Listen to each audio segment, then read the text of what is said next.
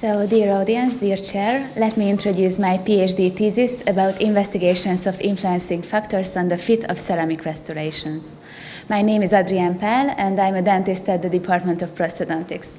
My supervisor is Yvette Roth and my SMS is Kata Kelemen.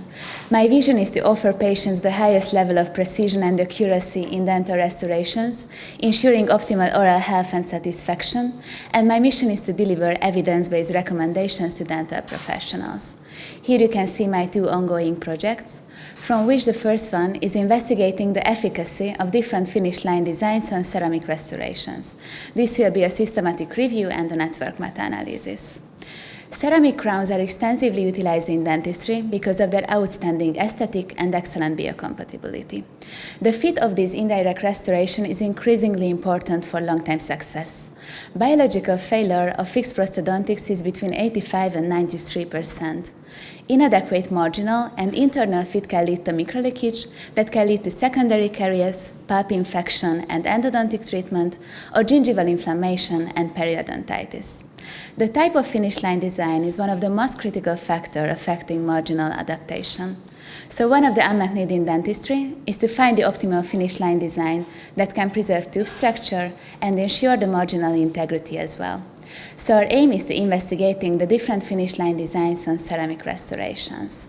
Our clinical question is there a difference between preparation designs regarding marginal and internal fit?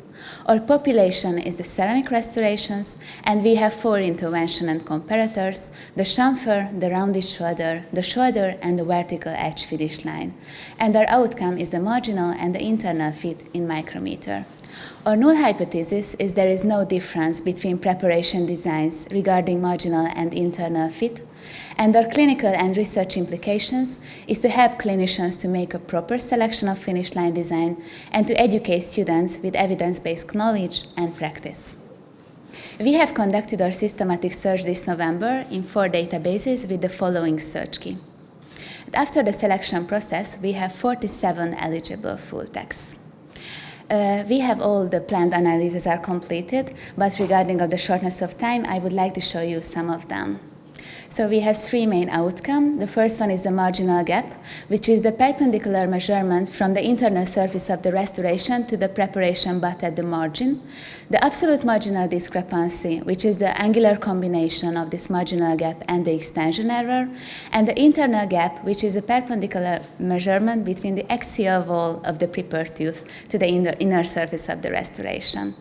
The clinically acceptable range in case of internal gap is between 200 to 300 micrometer, and the suggested cement film thickness is between 50 to 100 micrometer, and the clinically acceptable marginal gap is between 50 to 120 micrometer. So our first outcome is the marginal gap. On the left corner, you can see our network plot. The orange circles represent the 4 types of finish lines. The size of the circles represent the numbers of the crowns. The lines represent the direct and the indirect comparisons, and the numbers of the lines represent the numbers of the studies. In this case, we have 25 in vitro studies with more than 1,000 crowns. On the right corner, you can see our Sukra plot.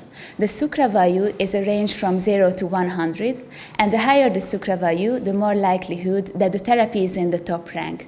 In this case, the rounded shoulder get the best results. On the bottom, you can see our outcome forest plots and our leak heat plots. The leak heat plots contains the point estimates of relative effectiveness with 95% confidence intervals. If we compare the rounded shoulder with the vertical, the chamfer, and the shoulder finish line designs, we can see that the mean difference is between 5 to 8 micrometer, which is clinically not so relevant and not statistically significant. If we want to see the absolute marginal discrepancy, we have 8 in vitro studies with 300 crowns, and the rounded shoulder also get the best results. And if we see the leak heat plot, there are no clinically relevant and not statistically significant differences. In case of internal gap, we have 12 in vitro studies with almost 400 crowns. And in this case, the more minimal invasive preparations, so the chamfer and the vertical finish line designs, get the best results. And if we compare the chamfer to the rounded shoulder finish line, we can see that the mean difference is about 30 micrometer, which is statistically significant, but is still in the clinically acceptable range. And we would like to see the effect of cementation as well, and which was interesting that in non-cemented cases, the vertical finish line get the worst result, but after the cementation it goes to the second place. So the geometry of the finish line can affect the flow of the cement as well. The rounded shoulders can facilitate this, but in case of vertical finish line, there is no horizontal part of the shoulder, so the cement can stuck there. So the strength of this study is that this is the first network meta-analysis about this topic with direct and indirect comparisons, and articles were included with the highest evidence and with the variety of outcome. However, there is a high heterogeneity in the population, and only few articles investigated all the different interventions.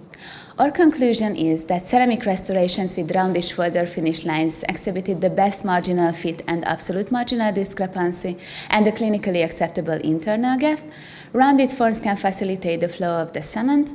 However, all four finish lines produce marginal and internal adaptation within the range of clinically acceptable values. So the implication for practice is that all four finish lines we investigated produce marginal and internal adaptation within the clinically acceptable range, but we recommend the rounded shoulder finish line for ceramic restorations to achieve the optimal marginal gap and the clinically acceptable internal gap. The implication for research is that more multi-arm studies for direct comparisons are needed. There's a need for standardized method, and which suggests the micro-CT because of its high accuracy and spatial resolution, and there's a need for standardized measurement points and locations. So here you can see my first project progress. Now I'm working on my manuscript, and I finished the introduction and the method part, and now I'm working on the results. And we would like to submit this paper to the Journal of Dentistry this August. And my second topic is investigating the effect of wax butter manufacturing techniques on the fit of fixed restorations. So the main goal of the fixed restoration is the close adaptation of the crown to the preparation, and metal ceramic crowns and full ceramic crowns are the most commonly used materials for fabricating full coverage restorations. So the first step of the fabrication process in case of pressed and cast metal restoration is to make an anatomical wax pattern. Then we have to invest and burn out the wax to get the negative layout of this pattern, and then we either have to press the ceramic material or pour the metal alloy into this cavity. So the fabrication of the wax pattern is a critical step for long-time success of the final restoration. Conventionally, this wax pattern made manually by a dental technician, however, it has many human-related factors. But with the development of technology, there are different kinds of CAD/CAM manufacturing technique, for example, the milling or the 3D printing one. So we would like to know with which method we can achieve the best fit. So our aim is to investigating the different manufacturing techniques of wax pattern for fixed restorations. Our clinical question is there a difference between manufacturing techniques of wax pattern regarding marginal and internal fit? Our population is the wax pattern, and we would like to compare the milled, the 3D printed, and the conventional manufacturing regarding the marginal and the internal fit in micrometer. Our hypothesis is that CAD/CAM manufacturing decreased the marginal and the internal gap of fixed restorations, and this is our clinical and research implication as well. So we have done the systematic search this April, and I have done the duplicate removal and the Prospero registration as well, and now we are working on the title and abstract selection. To summarize my two ongoing projects, I would like to submit my first paper this August and the second one in December. And thank you very much for your attention, and let me finish my presentation with the words of Richard Dawkins, that science is the poetry of reality. Thank you.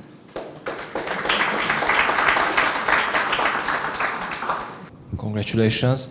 I have a question regarding the first topic, that these studies should suggest, or we suggest, a rounded shoulder technique, but this is not really a minimally invasive procedure. What do you suggest? Yes, I think that which kind of finish line design we have to deal with the clinical situation. For example, in the lower front teeth, we can use more minimal invasive techniques to not open the pulp and don't need endodontic treatment. But regarding our results and regarding the marginal adaptation, if we have enough space, enough tooth structure, I think that the rounded shoulder get the best results. Congratulations for your presentation, Andri. I have a question about that, how the internal fit affects the restoration lifetime. What do you know about that?